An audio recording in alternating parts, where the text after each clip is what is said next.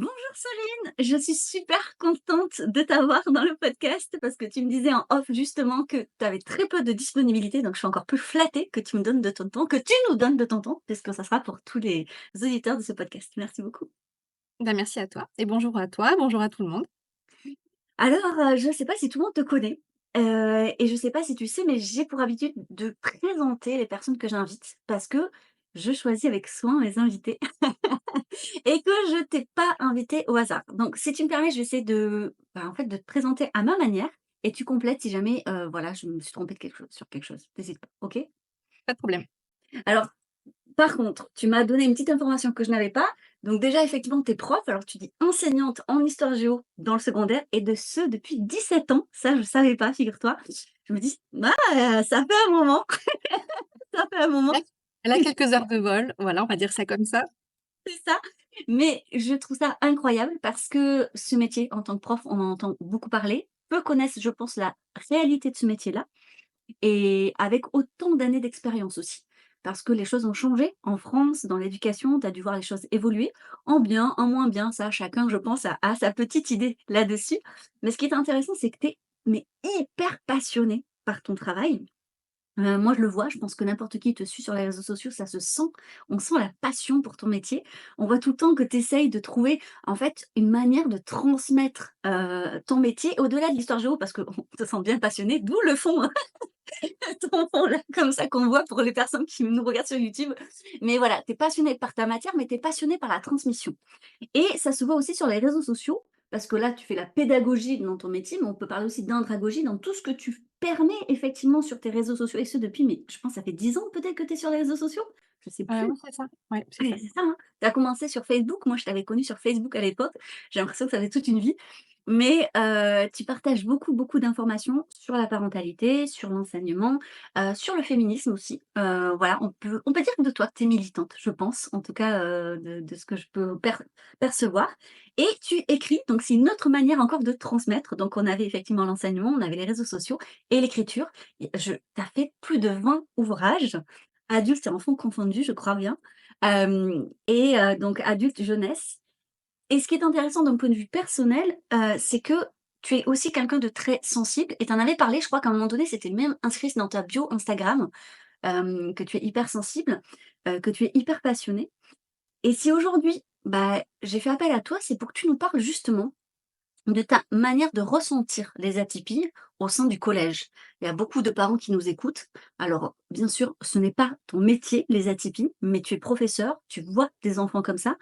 Des fois, peut-être que tu sens la différence, peut-être que parfois il y a des diagnostics officiels aussi, hein. Est-ce qu'il y a une autre approche? Est-ce que toi, tu te présentes autrement? Est-ce que tu ressens des difficultés différentes? Comment on peut accompagner ces enfants, ces adolescents, parce que c'est une période aussi difficile au-delà de l'atypie, le collège, je crois qu'on a tous des souvenirs de cette période qui peut être un peu difficile.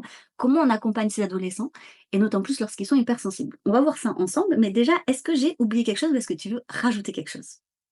Écoute, je pense que c'est parfaitement, résumé, donc bravo d'avoir OK. résumé, en quelques phrases. Écoute, ça c'est parti. Ouais. Moi, j'avais déjà quand même une question un peu perso. Quand on voit tout ton parcours et qu'on comprend, toutes tes diverses passions et on le voit, sur tes réseaux sociaux, tu nous partages enfin, je veux dire, tu participes au moins à ma culture générale, hein, clairement. Tu vois, j'apprends plein de choses tout le temps et je trouve ça hyper intéressant et très bien amené. On peut se demander, mais comment tu fais? Alors que tu as quand même, beaucoup de temps, à donner au collège, c'est quand même ton métier principal, hein, faut bien le dire. Comment tu fais pour faire tout ça? Enfin, je veux dire, je suis sûre que je suis pas la seule à me poser la question, mais comment Soline, elle fait pour faire tout ça? Sachant que tu as en plus 2 enfants, je l'ai pas précisé, mais tu es aussi maman. Donc, c'est quoi ton astuce là? C'est quoi mon astuce? C'est quoi mon secret? Alors c'est vraiment une question que l'on me pose, Bon, je pas tout le temps, mais presque. ouais. Et c'est encore une question qu'on m'a posée la semaine dernière parce que je travaille en fait avec un groupe de travail, avec 2 collègues et en fait, je j'abats un travail, absolument monstre en très peu de temps. «Comment tu fais? Mais tu dors pas la nuit ou quoi?»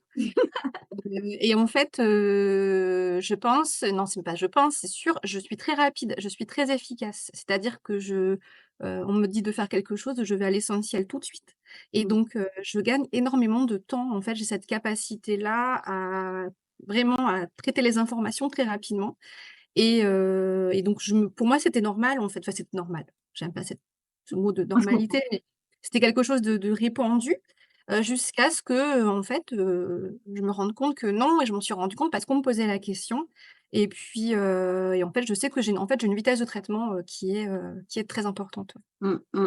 Je peux Tu te expliquer ça. concentres vite, du coup, tu es efficace et Oui, tu et procrastines organisée.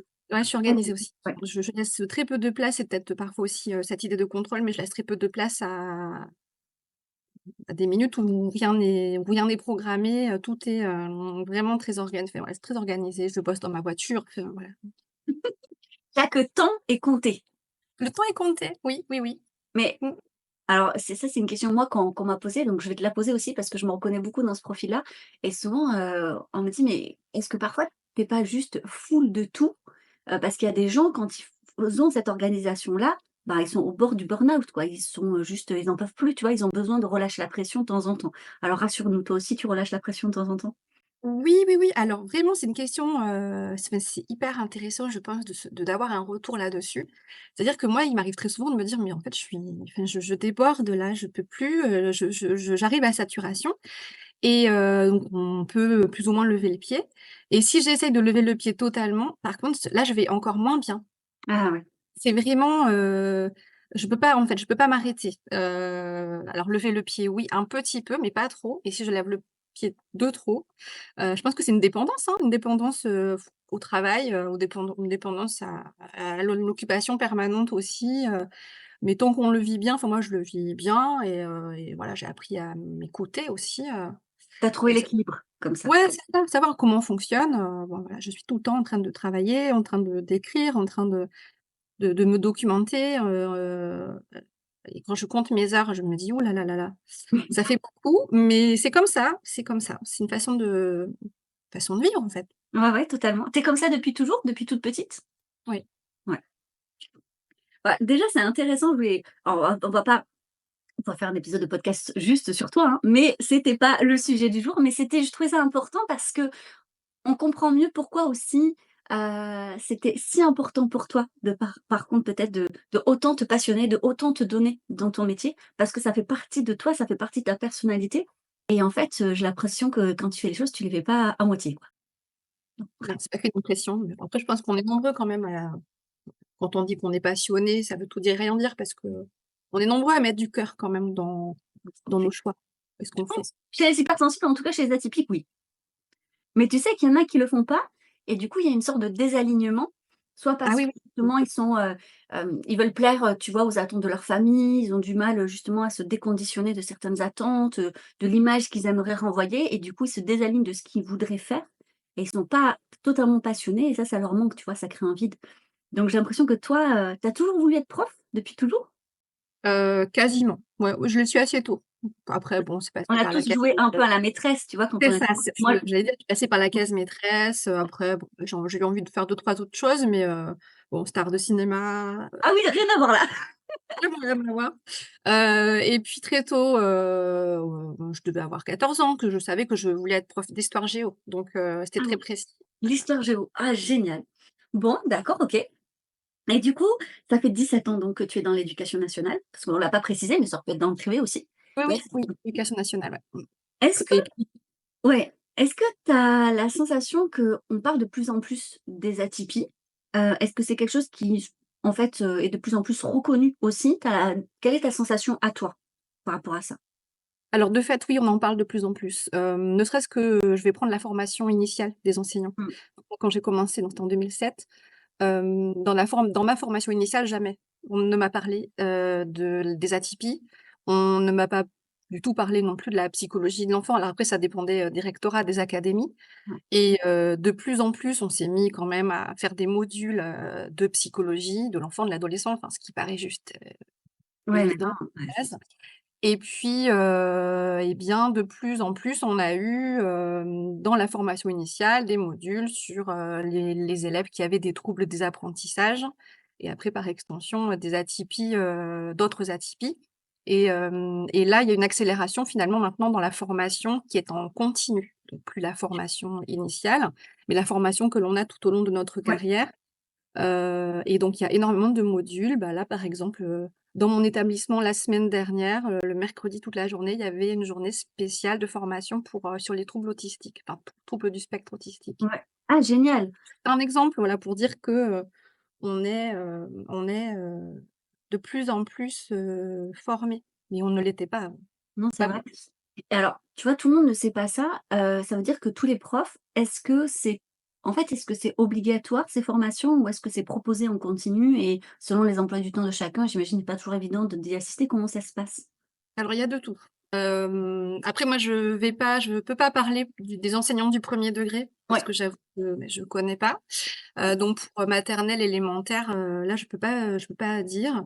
Mais ils ont quand même un nombre d'heures à effectuer. Après est-ce qu'ils choisissent ou pas leur module? Je n'en sais rien. D'accord. En tout cas, nous dans le secondaire, on a en fait, les 2 types de formations, des formations qui nous sont imposées, et des formations que l'on choisit. Alors il est vrai que, bah, pour le coup, sur les formations sur les atypies, ce sont souvent des personnes, qui sont déjà assez sensibilisées à la question, qui Ouais. s'y inscrivent et qui suivent. Mais après je pense que c'est un 1er pas, en Oui. fait. Et puis ça permet de sensibiliser d'autres personnes en fait, c'est ça s'égrène petit à petit. Enfin je veux dire, 1 ou 2 profs qui commencent à s'y intéresser va parler, à d'autres collègues et ainsi de suite qui va Oui, oui, peut-être oui, c'est ça, c'est ça. En mmh. fait, nous, on emploie enfin moi, j'aime bien, l'image de l'infusion du sachet de Ah thé, ouais. en fait. C'est ça, Mmh mh. on est le sachet de thé, quand on a suivi une formation, un peu sympa ou vraiment très ciblée et qu'on a retiré des choses et bah, ça va infuser et on va pouvoir, en parler, aux autres. Oui, tout à fait, hein. C'est ce qui se passe là actuellement sur, une, une méthode. En fait, je me suis formée à la méthode de préoccupation partagée, la MPP. C'est un Mmh. truc génial. Pas très connu, il faudrait que j'en parle un peu et en fait, monsieur utilisait, le formateur utilisait beaucoup cette image du sachet de thé. Je trouvais Ah ça vraiment bien, bien. Et du coup, ces formations, en quoi elles t'aident dans ta pratique en tant qu'enseignante? Alors parce que je pose cette question parce que je trouve alors c'est vrai que dans le secondaire, peut-être c'est des fois un peu tard, mais ça peut être quand même intéressant parce que des fois c'est pas vu. Mais tu vois, il y a des profils atypiques qui se voient pas parce que des fois il y a plusieurs atypies, ça se camoufle et en fait, bah, l'air de rien, c'est que nos enfants, ils sont à l'école 5 jours sur 7 en général et que parfois le parent, il le voit ou il ne veut pas le voir et c'est souvent le prof en fait qui a ce rôle-là de mettre une petite graine, de d'infuser pour reprendre, ton expression, auprès du parent peut-être des particularités chez son enfant, qu'il n'a pas pu ou n'a pas voulu voir pour plein de raisons. Est-ce que ça t'aide ce genre de formation et comment tu arrives à avoir les petits signes dans des comportements des adolescents qui peuvent te mettre sur la piste de: «Ah, il y a peut-être quelque chose à creuser» et donc à réorienter vers un professionnel adéquat? alors les formations, moi à titre, vraiment à titre personnel, j'en tire en général pas grand-chose du point de vue de la théorie parce que j'ai beaucoup lu, Ouais. puis voilà je suis, divers, comptes et profils qui évoquent les sujets. Donc je me suis documentée, non pas que je prétends tout savoir, mais il y a quand même une petite base et c'est vrai que ces formations, moi, elles me sont utiles pour échanger, sur, la réalité du quotidien, en fait, avec des collègues, en fait, se rendre compte qu'il y a la théorie et il y a la pratique. On pourra peut-être revenir dessus parce que je pense que c'est vraiment Mmh. quelque chose de très important et donc ça me sert surtout à ça, puis parfois on peut échanger des petites choses, des petites, astuces. Alors pour répondre à ton autre question qui était, centrée sur, les signes, en fait, quand on parle d'atypie, alors nous dans l'éducation nationale, on va centrer c'était avec troubles de l'attention, troubles du spectre autistique et les difficultés, qui peuvent apparaître liées, à un haut potentiel intellectuel. On met les atypies, dedans. Et puis il va y avoir aussi, des troubles, des apprentissages, hein. On dit Mmh. plus aujourd'hui, les 10, on dit Ouais, ouais. les troubles de l'apprentissage. En fait, le problème, c'est qu'on n'est pas formé aux signaux, ce qu'on appelle les signaux faibles, c'est-à-dire les signaux, qui sont vraiment, qu'on va avoir du mal à repérer. Ce qu'on va voir, c'est, des comportements qui sont perturbateurs et qui sont déjà plus des signaux faibles, en fait, qui vont être des signaux visibles tout de suite.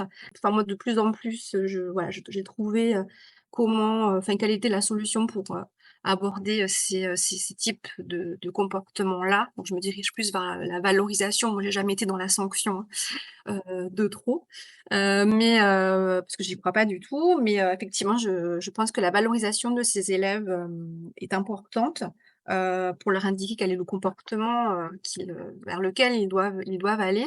Et l'autre souci qu'on peut avoir aussi, c'est je vais prendre par exemple le cas d'élèves qui ont un trouble de l'attention. En fait, moi je me rends compte là, sur ces quelques dernières années, ces 3-4 dernières années, c'est vraiment très très récent. C'est qu'on pourrait imaginer que quasiment tous les élèves ont ce type de signes. Alors je pense que c'est lié aux écrans. Parlons bien, le fait d'avoir, cette envie de zapper systématiquement et c'est vraiment cette incapacité à se concentrer, avoir une attention sur une tâche, plus de 3 minutes, hein, pour certains élèves. Et alors on pourrait se dire: «Tiens lui, effectivement il a des signes d'atypie», mais en fait pas du tout. Il ne l'est il n'est pas, il n'a pas de trouble de l'attention. Donc c'est je trouve beaucoup encore plus difficile parce que, ces symptômes, je sais pas comment le dire, bah, c'est aller sur la description des troubles, hein, de ce qui est visible. En fait, beaucoup d'élèves pourraient, rentrer dedans. Mais voilà, après on signale, enfin moi ça m'est déjà arrivé, hein, de signaler à des parents, que peut-être, il y avait quelque chose. Et puis parfois aussi, alors j'ai le cas, c'est assez, de plus en plus, de parents qui vont cacher l'atypie aussi. C'est-à-dire qu'ils savent que l'enfant est atypique, mais ils ne le disent pas pour une X ou Y raison, hein, qui leur appartient. Et puis quand on les appelle ou quand on leur dit par écrit: «Je pense que», et là on sent que c'est un sujet, un peu délicat, donc D'accord. ils veulent pas en parler. Ils n'avaient pas prévenu les enseignants. On en reviendra peut-être après, Ouais. sur des questions de lien. Mais je rappelle qu'on ne juge personne, hein, et que, les enfants, on leur met pas d'étiquette, enfin, voilà. Ils ont cette étiquette peut-être d'atypique, mais cette étiquette, elle est décollée. Mmh C'est pas mh. pour que qu'ils sont jugés sur ce qu'ils sont. Alors c'est vrai qu'il y a un médecin et on en entend de plus en plus parler, qui préconise l'arrêt des écrans pour effectivement voir si les signes perdurent ou pas. En fait, puisque quand on parle de TDAH, il faut que ça perdure, il faut que ça enfin en plus il y a vraiment, dans le DSM c'est très spécifique, hein, il faut que ça soit là depuis, plusieurs temps, depuis plus de 6 mois sur, différentes, sphères de la vie, pas que scolaire et on propose effectivement l'arrêt des écrans pour voir si oui ou non, bah, ça perdure ou pas sans les écrans. Alors tu me dis 3 minutes d'attention, je me dis: «Mais comment on fait pour être prof, pour transmettre, en fait des choses si les gens enfin si ces enfants, pardon, c'est des enfants, mais s'ils n'arrivent pas à se concentrer plus de 3 minutes?» Enfin je veux dire, comment tu fais en fait? Ça doit être vraiment difficile et j'en viens à ma seconde question, mais quelles sont pour toi les difficultés que tu vois le plus? Si tu peux nous donner des exemples concrets de ces enfants atypiques. Alors, tout atypique confondu, est-ce qu'il y a des choses qui reviennent? Là tu nous parlais du manque de concentration, mais du coup comment tu fais pour pallier ça et est-ce qu'il y a d'autres difficultés? Alors, pour pallier le manque de concentration, il y a, une chose qu'on fait tous de façon très naturelle, hein, quand on enseigne, c'est le fait de varier les activités. On va pas les laisser, 30 minutes ou 40 minutes Ah à oui, c'est faire, vrai. la même chose, c'est beaucoup trop long. Bon après entre 11 et 15 ans, il va y avoir une évolution, hein. Les élèves de troisième peuvent rester, certains un peu plus longtemps sur une même tâche. Mais en fait, on est obligé de varier, les tâches, on est obligé de varier les modalités d'approche, que ce soit le visuel, que ce soit l'auditif, bah, nous, on fait dans tous les sens. Du coup, c'est une scène de théâtre, permanente, hein, pour capter, leur Attention, attention. c'est ça. Ça fait partie Heu des réseaux sociaux quand tu me dis ça, j'ai vraiment le côté, il faut que tu captes l'attention, quoi. Oui, oui, oui, c'est ça, parce qu'après, ils n'ont pas choisi d'être là, les Oui, élèves. c'est vrai. Ils Oui, il n'ont faut le pas dire. choisi d'être là. On leur impose de 8 heures à 9 heures de venir en salle, Ouais. B02, voir monsieur ou madame machin Mmh. enseigner telle discipline et c'est tel chapitre. Alors, en fait, Mmh. non, ils n'ont pas choisi d'être là, donc il y a ça aussi. Quand on fait le choix d'être quelque part et d'avoir accès à ce savoir, c'est peut-être différent.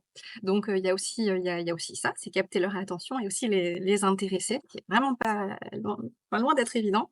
Ah oui, parce Heu qu'en plus, ils sont combien dans ta classe? alors ils sont trop nombreux. Heu, Moi, dans mon petit collège rural, on est à une trentaine d'élèves par classe, en moyenne. Donc 30, bah, c'est Ouais. beaucoup trop. Ah, C'est beaucoup tous trop. différents, avec des attentions différentes, avec des Et oui, intérêts différents. C'est ça. Donc bon, on reviendra peut-être sur la question, mais clairement, le Ouais. nombre, en fait, au sein d'une classe, les effectifs Mmh. sont un levier important si on veut agir, pour le bénéfice au bénéfice de tous. Qu'est-ce qu'on peut mettre en place aussi pour ces élèves, atypiques? Alors, moi, en fait, je propose dans ma salle tout un tas de choses, tout un tas d'objets. Je propose et je mets à disposition et après ils s'en débrouillent et je me rends compte que finalement ça sert aussi, à tous. C'est-à-dire que Mmh. ce qu'on met en place pour des élèves atypiques, ça sert à ceux qui Bien ne sûr, sont pas atypiques et bien sûr. bon après, pourquoi pas? Mmh. Donc j'ai des casques anti-bruit par exemple, à ma disposition. Bon j'en ai 9. Parfois, c'est même pas assez, en fait. Ah C'est-à-dire que j'en ai finalement, ils sont très nombreux à les utiliser. Je peux laisser à disposition des fidgets. Alors je limite beaucoup, ça passe, par moi, par ma validation. mmh. Mais des petites choses à manipuler, pour s'occuper, les mains. J'ai aussi des modalités d'assises dynamiques, le Mmh. petit siège, qui se balance, le ballon. Bon ça aide. Là, j'ai un élève qui a un trouble de l'attention, c'est son ballon, il sait que c'est à lui, il sait qu'il le prend, et puis il passe son temps à sauter dessus comme s'il était sur un trampoline, donc Ça te gêne pas, toi? Parce que je moi, ça me gêne pas. ah, Je le demande simplement que toutes ces utilisations, ces modalités, ces outils, ne fassent pas de bruit. c'est ça. C'est ma ouais, c'est ma seule demande, voilà, que ça fasse pas de bruit, qu'il soit autonome.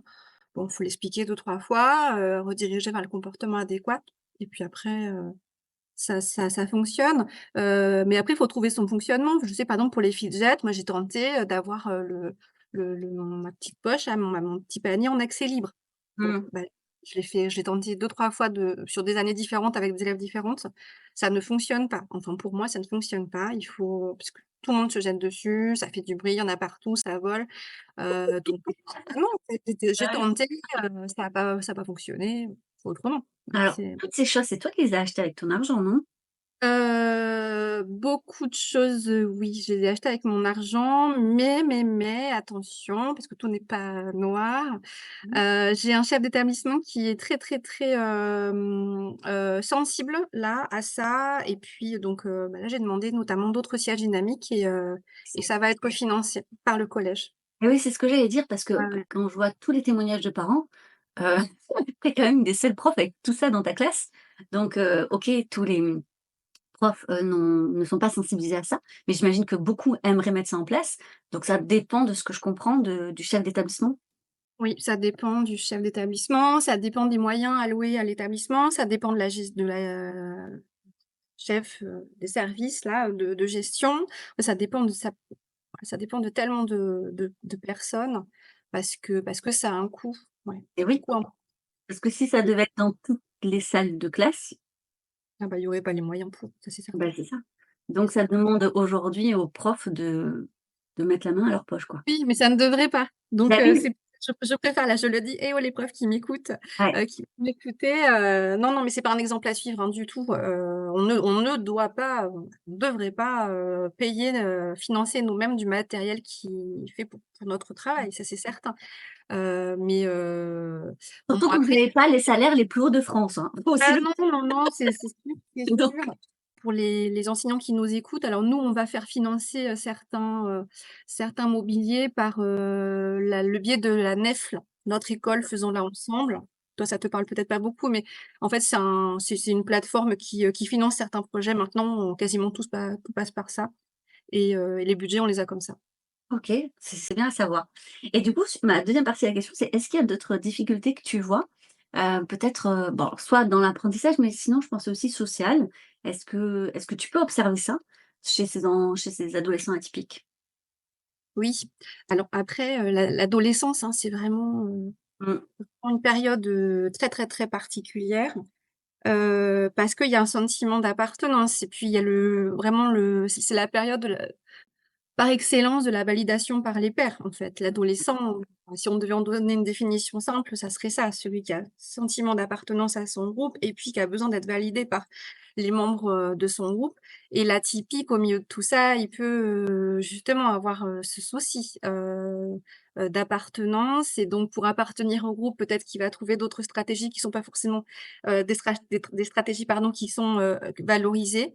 C'est un travail, au quotidien, auprès de l'atypique et auprès aussi des autres, hein, on travaille nous beaucoup au collège sur, parce qu'on a 2 unités, heu, ULIS, donc avec des unités, pour l'intégration de des élèves avec, des besoins particuliers.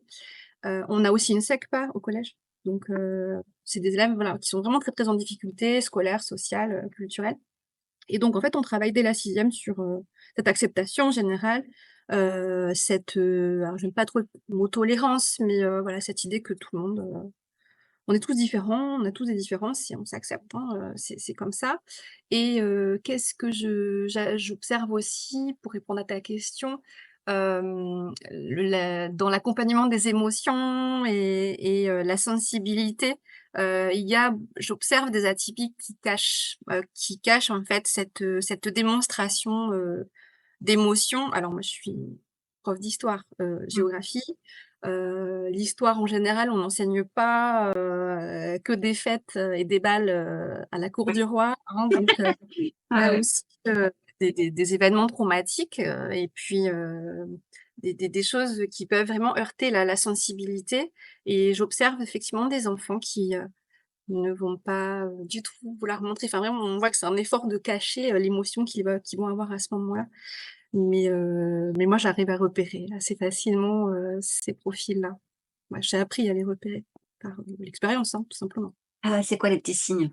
J'ai l'impression que ça s le fait d'avoir le visage qui se ferme Ouais. et en même temps, ce visage qui se ferme, moi, ça me dit, c'est comme si j'arrivais à lire, C'est trop pour dessus. moi, quoi, ouais, ouais. Oui, oui, oui, c'est ben, désolée pour la réponse un peu, à côté, mais c'est vraiment lire sur le visage certaines choses là que je peux Mmh. même pas puis parfois ça relève peut-être même de l'immatériel, enfin vraiment de l'intuition. Est-ce que tu crois que le fait que tu sois sensible toi-même, ça t'aide à capter justement ces signaux et peut-être à accompagner ces ados un petit peu différents? Oui, oui, alors c'est même pas je crois, c'est que j'en suis sûre. Voilà, je suis certaine que, étant moi-même quelqu'un de très sensible et l'ayant, appris, compris, sur le tard, vraiment très tard. Je pense qu'effectivement, ça me permet à moi de savoir les repérer d'une part et aussi savoir leur, parler et savoir les accompagner. Et aussi ça ça a pu changer ma manière d'enseigner. Toujours là, on va donner des exemples concrets, mais alors moi j'ai jamais été trop pour montrer des images, trash Mmh. ou difficile, mais c'est vrai que je fais très, très, très attention, en tout cas de plus en plus attention à ça, la manière, aux documents que je vais choisir, pour aborder, certains moments de l'histoire, très difficiles. Quand c'est le cas, parce que parfois on va utiliser des œuvres, qui peuvent être difficiles, je préviens. Je dis: D'accord. «Attention, peut-être que là, si vous voulez pas regarder ou si de façon discrète, vous baissez la tête, je vous verrai, vous me faites un petit signe, les autres le verront pas», pour pas justement, stigmatiser l'élève et je fais très attention, voilà, je préviens, bon, en général, j'ai pas de problème. Tu plutôt la prof, je pense, vers qui, ces ados se tournent quand ça va pas? Ils viennent te voir? Oui, ça arrive, alors après, est-ce que plus moi que quelqu'un d'autre, ça je pense pas. C'est une question de personne, hein. C'est une question de confiance, une question de personne, et après oui, oui, j'ai des élèves qui viennent se confier. Bah, là, la semaine dernière, j'ai eu un message de conflit, qui pourrait, éventuellement, tourner au harcèlement, si ça continue. Donc l'élève est venu se confier, je lui ai dit: «Je te crois», j'ai pris en compte son témoignage et j'ai mis en place ce qu'il fallait donc c'est et je l'ai remercié pour sa confiance. Mmh. Est-ce que tu crois que la problématique du harcèlement touche davantage ces enfants, atypiques? J'ai pas, le recul sur tous, les cas de harcèlement parce que moi j'ai beau faire partie de la je fais partie de la cellule, phare de mon collège. et donc je suis formée à la MPP, bon, en gros, je suis partout. C'est ça. Mais je pense que ce sont plutôt les CPE, hein, les conseillers principaux d'éducation qui seraient en mesure Mmh. de faire le rapprochement entre, ça, les élèves harcelés ou enfin une cible, on va parler de cible, et l'atypie. Est-ce qu'il y a un lien là? Je ne saurais dire, parce que c'est quand même, un processus très particulier, hein, ce Ouais. harcèlement. Il y a beaucoup de parents, moi, qui se questionnent à ça et alors je voudrais avoir ton avis à toi et qui me demandent: «Est-ce que vraiment l'éducation nationale ou en tout cas plus largement, l'école, le collège, est-ce que c'est fait pour ces enfants-là? Ou est-ce qu'ils devraient trouver des solutions annexes?» Tu vois, moi qui étais dans le milieu de l'instruction en famille, il y avait beaucoup, beaucoup, de familles atypiques avec des enfants clairement atypiques et qui s'inquiétaient et surtout maintenant que la loi sur l'UF, bah, commence à être de plus en plus difficile, voire, bah, c'est quasiment impossible maintenant en France de faire l'UF. Qui s'inquiètent de ça. Moi, j'ai toujours eu la sensation que oui, ils avaient aussi leur place au sein de l'éducation nationale, mais qu'est-ce que tu en penses toi? Alors, évidemment qu'ils ont leur place. Enfin, on devrait même pas poser la question, en fait. C'est juste que l'école doit accueillir, tout le monde. Maintenant, la question c'est, dans quelles conditions? Dans quelles conditions se passe, l'accueil? Et c'est là où le bât blesse et c'est là où on va avoir, en fait, une problématique importante. C'est, les moyens matériels et les moyens humains, d'accompagner ces enfants, correctement. Bah, si c'est juste pour dire: «On accueille tout le monde, on est une école inclusive», parce que ça, c'est un petit vraiment c'est la mode, entre guillemets, c'est quelque chose qui était très important dans nos textes, Mmh. dans nos formations, c'est quelque chose qui revient beaucoup. Donc on a une école inclusive, on crée tout un tas de choses. Oui, donc c'est bien sur le papier. Enfin, moi, je vois pas comment on pourrait être contre ça. Le problème, c'est dans l'accompagnement au quotidien. Enfin, là, quand je te dis, on a 30 élèves. L'année dernière, j'avais une classe de 6e, ils étaient 30. J'avais 3 AESH dans la classe. D'accord. Il il y avait un élève qui était avec un trouble du spectre autistique. C'était un élève qui se mettait à parler, et à répéter des choses en boucle, vraiment pendant très longtemps, donc c'était assez lourd pour tout le monde. J'en avais quelques-uns qui ne savaient pas écrire, j'en avais 3 qui savaient pas écrire et tout un tas d'autres problèmes, liés à des troubles de l'apprentissage. Enfin, comment je fais? Moi, je veux bien, hein, mais c'était très, très, très compliqué et alors là, le sentiment, des parents est difficile, les élèves aussi, pour eux, c'est difficile et pour les enseignants, en fait, c'est difficile. Donc il y a une espèce de maltraitance, pour tous qui n'est pas du tout, tolérable. Alors il y a le cadre, légal, hein, je pense que les personnes qui nous écoutent connaissent toutes les choses qui encadrent ça au collège, les PAI, les PPS, les PAP, les PPRE et cetera. C'est bien de formaliser, moi j'ai beaucoup de collègues qui sont contre ça, mais moi je trouve que c'est bien de formaliser par écrit, ce qui va, enfin les points, sur lesquels il faut travailler et se dire que c'est obligatoire en fait, de s'y tenir pour, les aménagements. Mais bon, je peux pas, j'ai pas le droit de trop, détailler, ce que moi je pense personnellement de comment ça se passe, en classe, mais on a ce sentiment d'échec, ouais, ouais, ouais. Et pour autant, ça pousse aussi, moi je le vois, et pour moi et pour d'autres collègues, hein, ça pousse aussi certains enseignants, pas au burn-out, mais ça force forcément à travailler plus, Mmh. encore plus même. Parce qu'il faut combler, en fait. Il faut combler à ce manque de moyens, humains et financiers et donc on essaie de combler comment? En travaillant d'autant plus pour ses élèves. Finalement, c'est l'enseignant qui s'épuise, pour peu d'effets. Donc tant qu'on n'aura pas de moyens, ou en tout cas pas suffisamment, ça posera problème. On va partir dans un débat politique là, parce que sinon, tu vois, on va peut-être laisser ça de côté, mais on est d'accord, enfin, on en entend parler depuis moi j'ai l'impression que déjà quand j'étais au collège, on en entendait parler en fait, donc le souci ne date pas d'hier et je suis d'accord avec toi aujourd'hui le corps enseignant s'épuise et que c'est un métier très compliqué parce qu'il n'a en fait, je trouve qu'il perd en reconnaissance aussi avec le temps. Financièrement déjà, vous avez clairement pas des revenus très élevés. Vous avez des conditions de travail quand même qui est assez de plus en plus compliquées et en plus, On va parler là du lien, avec les parents, mais j'ai la sensation que les parents deviennent de plus en plus exigeants par rapport au corps enseignant, qu'ils n'arrivent pas à dissocier entre le prof qui fait ce qu'il peut avec les moyens et le système politique actuel, donc qui ne permet pas de donner les moyens. Donc la reconnaissance, vous l'avez parfois même pas auprès des parents. Même on peut voir, hein, des faits médiatiques, très tristes qui démontrent à quel point ça peut être même classé dans un métier à risque maintenant d'être prof, selon où est-ce qu'on est. Comment on peut essayer de, peut-être un petit peu dans le cas effectivement alors de ces enfants atypiques, refaire une équipe entre le parent, le prof et l'enfant, qu'on oublie parfois et c'est pas que le parent et le prof. Qu'est-ce que toi tu essayes de mettre en place et qu'est-ce que tu pourrais suggérer aux parents qui aimeraient créer du lien avec les profs pour aider, au bien-être de leurs enfants? Bah, déjà, je pense qu'il est hyper important de rebondir sur le mot que tu viens de dire, parce que moi, c'est ce que je dis très souvent aux parents.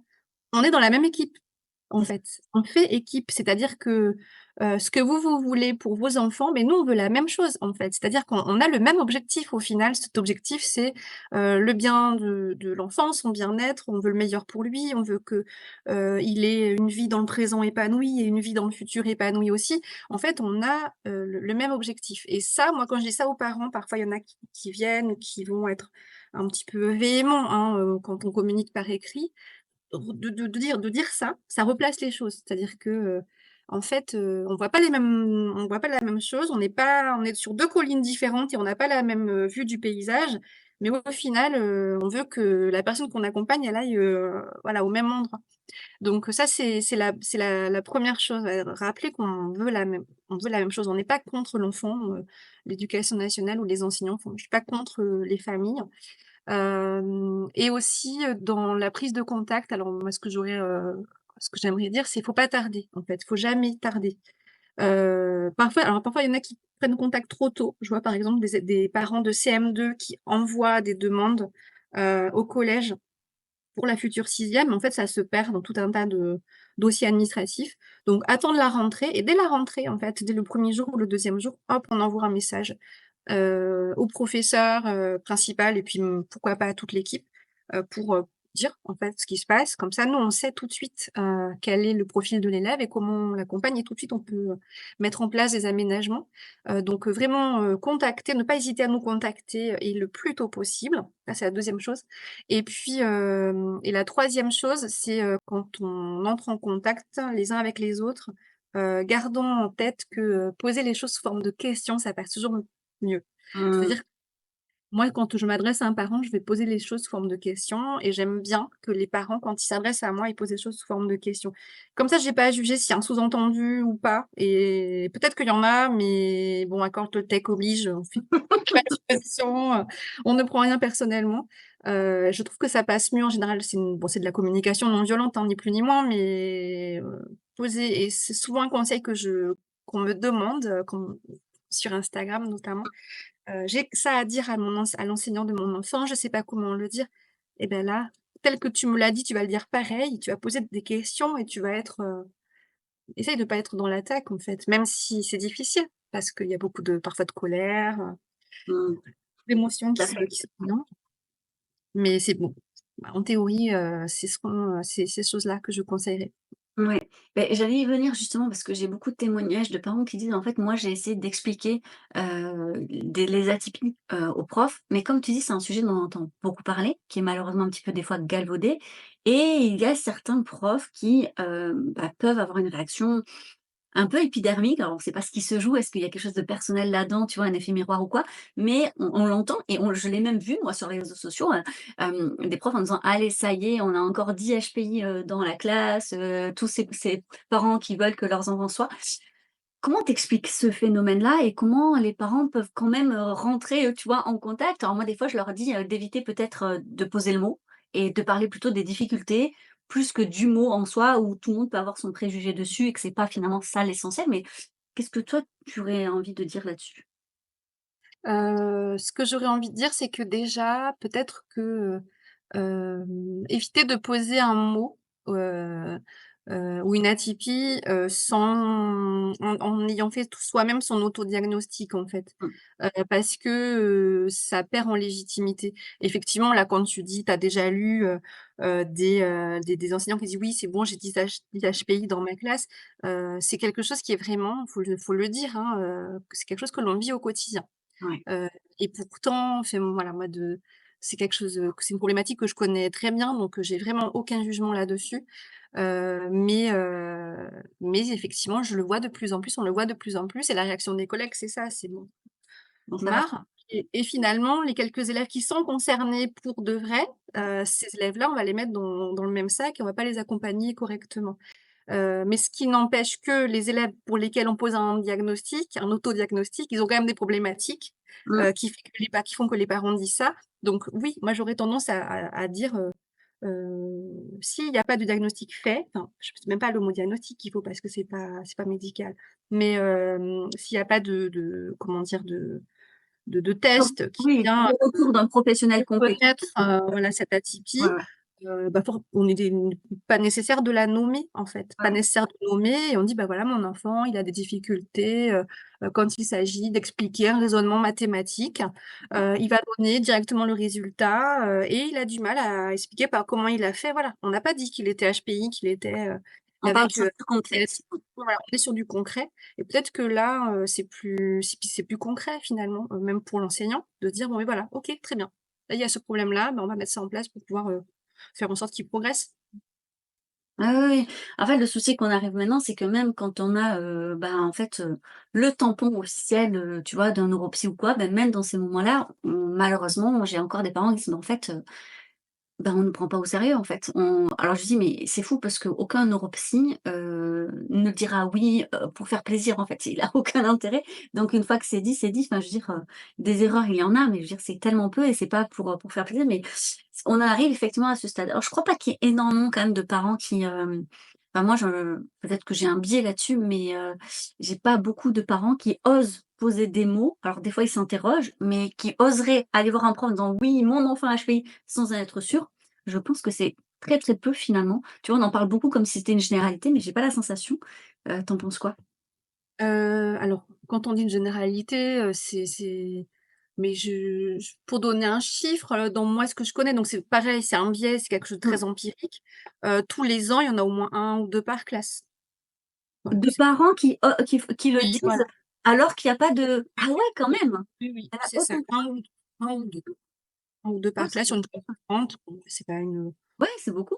pas une statistique folle, mais c'est beaucoup et comme c'est répétitif, du coup, ça peut donner Ouais, cette idée: «Bah, c'est bon, totalement. j'en ai encore 10», mais c'est vrai que 1 ou 2. OK. Ah, je pensais pas du tout, tu vois, qu'il y avait autant de parents qui, se permettaient, d'afficher ça auprès de profs, sans être sûrs, en fait. Heu, Oui et OK. donc du coup, je pense que Oui, ça ça je ça comprends mieux pourquoi, il ça y a fait que l'agacement. certains parents le cachent aussi. Voilà, c'est aussi Ah que je oui, pense voi et ben voilà, voilà, ça oui. qu'il y a des parents aussi qui le cachent pour, ne pas, Leurs enfin enfants moi soient mis moi dans le même aussi, bac. hein, vraiment là où j'habite, il y a aussi des parents qui le cachent pour ne pas être, mis dans le même sac, pour pas qu'on Mmh fasse mh. un amalgame avec ces personnes-là et qui vont évidemment donc là pour le coup, ne pas étiqueter mais aller sur, quelles sont les difficultés, au contraire les points d'appui. D'accord, OK. Alors, si tu avais un message à faire passer aux parents là, parce qu'on arrive à la fin de cet épisode, qu'est-ce que tu aimerais leur dire? Tes parents qui Moi nous j'aimerais écoutent. leur dire plein de choses. Ouais, ouais, je me doute. Déjà de suivre ton travail peut-être, même si c'est pas en lien avec les activités, mais déjà ça les rassurer, ça peut les amener à d'autres pistes de réflexion. Oui, oui, oui, c'est ça, c'est enfin, se dire qu'une expérience malheureuse, parce qu'il y en a, malheureusement, il y en a beaucoup et beaucoup trop, en fait. Même une expérience malheureuse, c'est toujours une expérience de trop pour l'enfant et la famille.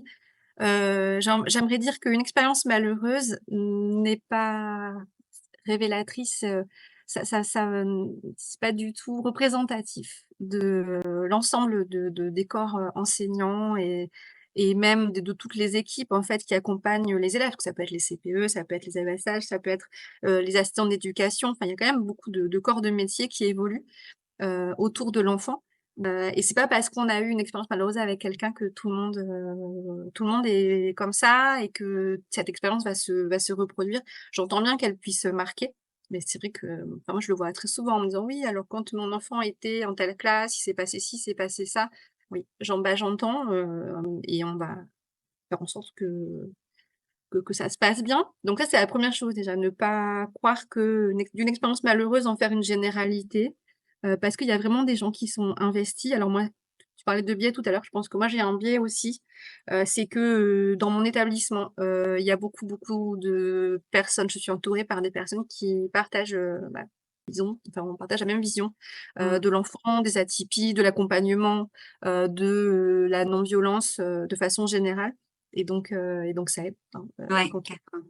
quand on est ensemble, et donc on fait équipe et donc du coup, voilà, j'aimerais dire aussi à ses parents que, comme on dit tout à l'heure, on va dans le même endroit, enfin on a le même objectif donc faisons équipe.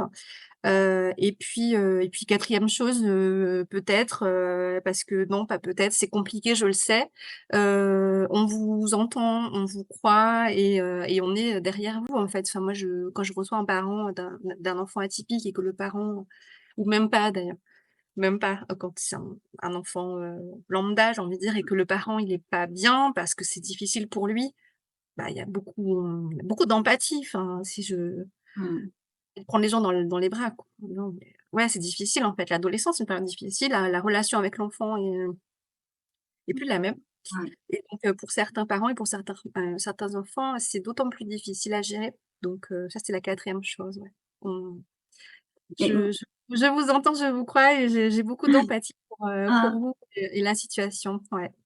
merci Soline. Moi, je rajouterais juste, attention à ne pas transférer sa propre expérience de l'école et du collège sur vos enfants, hein. Je sais que moi, je le vois souvent, quand on est, par exemple, sensible soi-même et qu'on a vécu des choses difficiles, on a peur, pour son enfant parce que lui-même est sensible, sauf que, bah, il n'est pas vous et peut-être qu'il aura une toute autre expérience, que vous, de la période du collège. Il y a des gens pour qui c'était une super période, hein, d'ailleurs, ça existe, hein. Oui, oui, évidemment, ça existe. Tu vois? Mais c'est vrai que ne pas transposer, ça c'est certain, c'est un très bon conseil et en même temps, parce que moi je l'ai vécu et je le vis avec mon enfant qui est au collège, Ah oui.